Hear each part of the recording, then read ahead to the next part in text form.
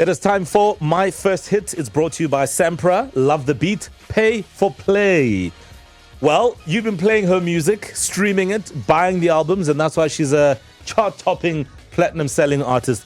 Her name is Simmy, and she joins me live. Good morning. Good morning. Are you well? No, you're not well. I'm well. Oh, I'm here. I'm well. I'm good. I say that because you're not well. You're sick. I'm sick, but it's Mo Flava on 947. So I was like, I'm going there. So you're gonna fight this flu to get I'm gonna here. fight it. I've actually fought it. Compared to the past 2 days, I'm feeling better. Beautiful. Yeah. My question is, you're ill, and then the weekend kicks in. Yeah. And then you got gigs. What do you do? Well, I go there. Really? I'm so used to it now. Actually, I've never cancelled a gig. God has been good. I remember there was this other time where I had lost my voice, and then I got on stage and my voice was back. You're kidding me. So yeah. So you could like be full of COVID and you'll still be there on stage. I'll still be there on stage. It has never happened that it was that bad, but yeah, I'm always there for my people, and man, they're always there for me, so it always works. That's beautiful. You've had an incredible past 5-6 years? 5-6 years. Isn't that insane? It's insane. Yeah. Yeah. This girl from Singa, and then all of a sudden the whole country knows you. Everybody wants a piece of you. And I'm sitting here thinking, were you at the start of your career sure that this is how things would turn out? Not at all. I remember I always used to say this even at the beginning of my career. As much as I could sing and loved music, I never really thought Simmy had the voice that people would love. Right. So that on its own, I had never imagined. But now me being well known, countrywide, I think I would say internationally. Yeah, of course. No, it's nothing I had ever imagined. Even me still being here, 6 years later, it's amazing. It's really amazing. Do you feel you had to learn how to be famous? I did. I'm still learning. Yeah. It's a lot. What have you learned so far? First of all, I'm such an introvert. Like, I could just sit at home, watch a movie, read a book, Yeah. and now I'm forced to go out there, be alive and be happy for the people. Sure. I remember I had such a jolt during COVID because we would wear masks, and I go to the supermarket with my slops and my track pants and my t-shirt. Oh, you're that girl. Yeah, I'm that girl. With your bonnet. No, and your onesie. No, not my bonnet. But I think there are things that I decided to keep. I've kept that. I'm still doing that. I'm learning to be. That's what I'm saying. I'm still learning to be famous. Yeah. And I've seen pictures of you, Emakai, etc. Yeah. And like with women growing up, there's certain things you need to be able to do. Yeah. What are some of those things for you when you go home? Oh, as in Emakai, I have to be honest, a lot has changed. Yeah. I think for Minakai, yes, as much as there was electricity, and whatnot, there was my grandma's where we would literally go to the river to fetch water. So you need to know how to do that. And then there's my mom right now, it's like, I don't know, what do you call like those garden, but the big, huge. The plots. Yes. Okay. Plots. So I know that kind of stuff, she would just randomly sell cabbage. So you need to wake up at 4 a.m. and then you need to cut and pluck and whatever, for whoever's coming to buy on that specific day. Yeah, typical house chores. It's really, village stuff. Yeah. Yeah, village stuff. No, keep that village stuff. It's going to help you one day. I have to keep it. Yeah. Look, we know that the music sort of really took off. Yeah. Particularly with a song that even I personally enjoy, which I'm going to play now. And this song for me is like, I think the reason why Simmy is Simmy today. Umahlalela. She's got Sanel on this one, Umahlalela. She's a Tugela fairy. And she made it clear with this absolute hit. This is probably one of your biggest initial hits when you came out on the scene, right? Yeah. This is also the song that really got me into you. A lot of people would say, well, if radio plays your song, that's good. But even club DJs were playing the song, right? Yeah. Amazing.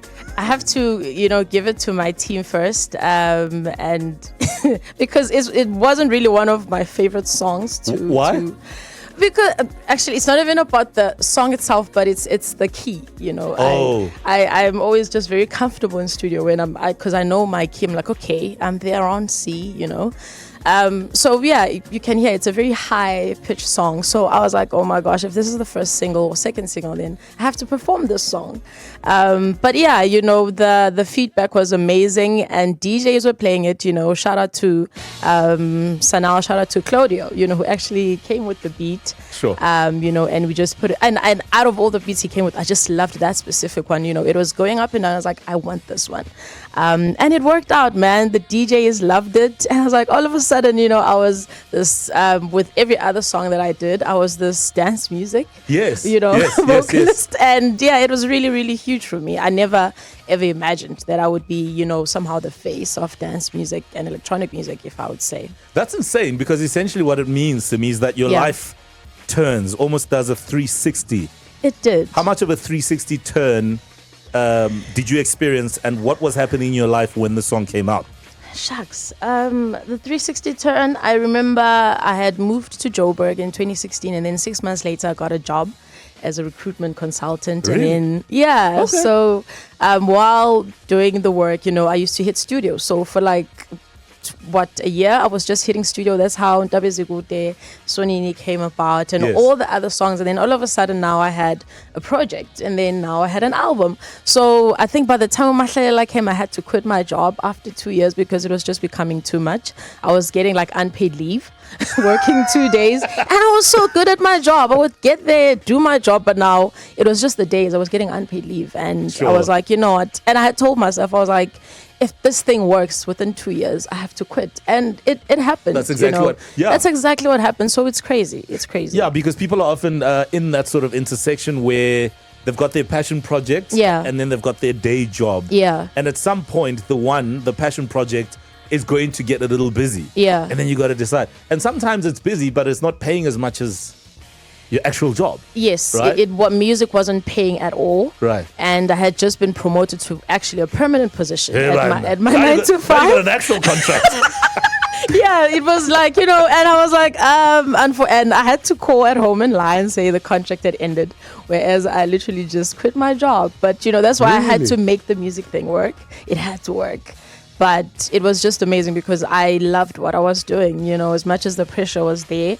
I was still having fun doing it. So you lied about quitting your job at home because you thought they wouldn't believe in this music thing. That's a goal. They never believed anyway. Really? So I just needed to, you know, tell them that so that the pressure could be off. But that's why I'm saying I had to make it work, you know, just to get my parents' blessing, because I feel like I needed that for the journey. Yeah. Tell me about the role that Sanel Musician has played in your career from the start, because you talk about having to make it work. Yeah. But nothing works as a one-man show.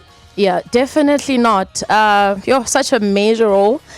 Firstly, his brother, Sandile, who we met with in varsity, and then Sandile found out that I could sing, and then he introduced me to Sanal. Actually, I think it was in 2014 while he was working with Lucy at the time. Yes. And I sang for him, and then I was like, but guys, unfortunately right now I'm still studying. Can I just finish my degree? Which was another promise that I had to keep at home. And 2 years later or a year later, I moved to Joburg, and I contacted the guys. I contacted Mundi again, and I pulled through. And at the time I was just vibing with what Sanal was creating, you know. And we actually did create some songs with Sandile before, but, you know, just like the conversation we had back in university, he was like, yep, Sanal, there's the, you know, the new artist, there you go. And man, I had a mentor in him. Like, I've learned so much, even in terms of, as much as I was a songwriter, I never knew I was a songwriter. But I just knew that I loved storytelling, you know, and he really helped with just, I don't know, taking that out of me and being like, okay, take the story that you have and simplify it, you know, create a verse, create a hook from this. And just shaping me as the face of dance music, you know, up until now. He's really been the most amazing mentor in my life. Yeah. That's beautiful. You talk about having to learn how to be famous. Something else you had to learn how to do was perform live.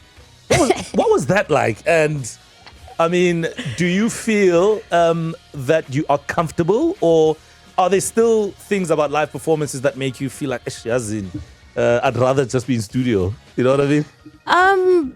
Definitely. I think the most hard thing for me currently is perform like live without vocals on the background. But it's crazy. I'm doing so well. I actually had a live performance last week at Mum Abigail's tribute, and I was so proud of myself. I was like, girl, you just killed a whole live performance. But at the beginning of my career, it was insane. I remember I would just go on stage and dance, it was more dancing than singing. And then pointing the mic to the crowd. Like, you guys can do the singing. You guys can do the singing. I remember the times of Ntabe Zigude. There was a song titled Ngonile. I'll never forget that song. I was performing that song in Botswana, and one of my earrings fell. And I was like, okay, do you stop performing? But it was because I was just dancing too much. Yeah. But yeah, I learned, so much. I feel like right now I can handle a crowd. Of course you can. With so much confidence. But I must say that it's an act. I'm never prepared. I'm always nervous before stage. But as I said, the crowd always has me, and that really helps. Yeah. Beautiful. Before I play Amazwi, with Nkosazana daughter, I remember booking you twice because I was a fan. Right. One time at an event in Lesotho. Yeah. I didn't think you would actually take the booking, and you did. So thank you. No. And then at my birthday party at Icon in Soweto. Now, when we talk about stage performances, for some reason, they set up the stage in such a way that it was sitting right across and over the swimming pool at the venue. Yeah. And while you were performing, the stage almost caved in. And I'm just thinking, like, what if she can't swim? And I can't swim. I definitely can't swim, but it's a highlight for me because as you were asking me about it, I was like, yeah, I remember, and that's literally the one thing that I remembered about that night. It was so amazing and exciting for me. I feel, so it was beautiful. Yes, it was dangerous, but it was beautiful. I can't swim, but I feel like with the energy that was just there, someone could have saved me. Come on, it would have been me. Definitely would have been me. You see, so it's fine. It's fine. All went well. Absolutely. All right. Yeah. Here is Amazwi. It is Simmy and Nkosazana daughter, Amazwi. What a perfect combo. This is obviously not her first rodeo in terms of, collabs, doing stuff with the couple, doing stuff with Amifaku as well. I won't even mention Sanel. But this is the song that she would like you to also sing in front of the mirror. Is it not? It is. It is. Just like you did. Or just like you do. Exactly. It's not just a song of, you sing about someone, but you can just look in the mirror and tell yourself, there's none like you. Absolutely. So this is your recent offering. Yes, this is my first single. Yeah. Featuring Nkosazana from my upcoming album. Sure. There's a second single coming soon, and it's also my first project on. I just opened a company together for PTY. Aww, so 5 years later, I'm a businesswoman now. Congrats. Thank you so much. Sure. So a second single coming soon. And definitely an album. I know my fans are just asking for new music, so there's so much music coming. Which I appreciate that you're here, because you even said that you haven't done radio interviews much because you're busy working on your album, trying to get it done, etc. Yeah. So I know that is something that is high up on your priorities list to get it done. Yeah. Before the summer season, at least. Well, there's singles coming, Mo. So there's a lot of music coming, but I really don't want to put a lot of pressure on myself in terms of the actual project. I'm not saying it's not going to come out this year, but it is coming. It could be early next year. But I think in the meantime, for my fans, there's so much music that's coming. I'm not going to leave them hanging. But, I'm really putting something beautiful together, for them. As I've worked with Nkosazana daughter, I've worked with, there's Kenza, doing so well on my album as well. Yeah. I've worked with Utukzi, and I've worked with, of course, Sanel, I've worked with Mpo. Yeah. So many amazing features coming, so even if it doesn't come this year, guys, the album is coming and it's going to be so beautiful. Maybe my fans could even help me with the name, because it's the third chapter of Together Free. I'm closing Together Free. Closing the chapter now. I'm closing the chapter now. Enough now with the story.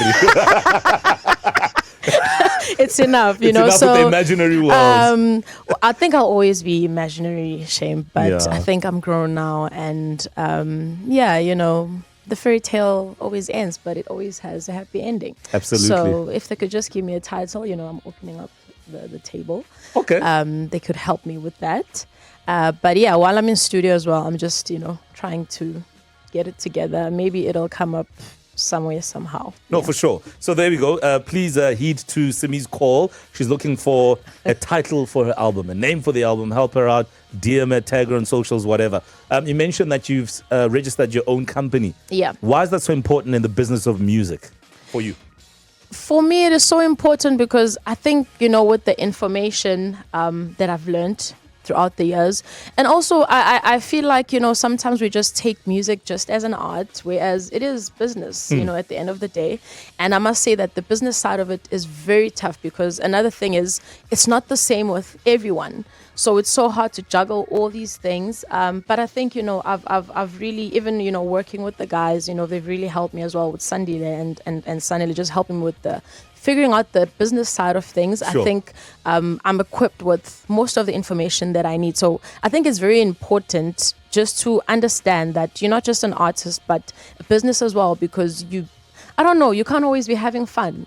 Yeah. Yeah, you can't Yeah. always, at the end of the day, You're making a living. you're making a living. Yeah. It has to do with income. It has to do with you just being a business person. you Sure. know? Yeah. So, yeah, I think that's why it's really, really important for me. Absolutely. No, this is why I think Sampra decided to be a part of this feature on my radio show, because they are always trying to preach, you know, that sense around, I mean, just with collecting royalties for artists, but the idea that this has to be something you make a living out of one way or the other. You know what I'm saying? And protecting yourself as an artist as well. Absolutely. Yeah, it's very, very important. Okay, so apart from recovering from your flu and whatnot, whatever's wrong with you, what are you going to be up to in the next couple of days and weeks? The next couple of days, I actually have a shoot today after this interview. I have a shoot for my upcoming second single. And then the weekend, I'm okay. I don't want to say I'm free, because then I'm just trying to be okay, guys. And then next weekend, I'm going to Botswana for a very amazing event. So I'm just going to be getting ready for that, rehearsals and everything. But yeah, it's not too hectic this weekend. Done. Yeah. Simmy, you're an absolute fairy.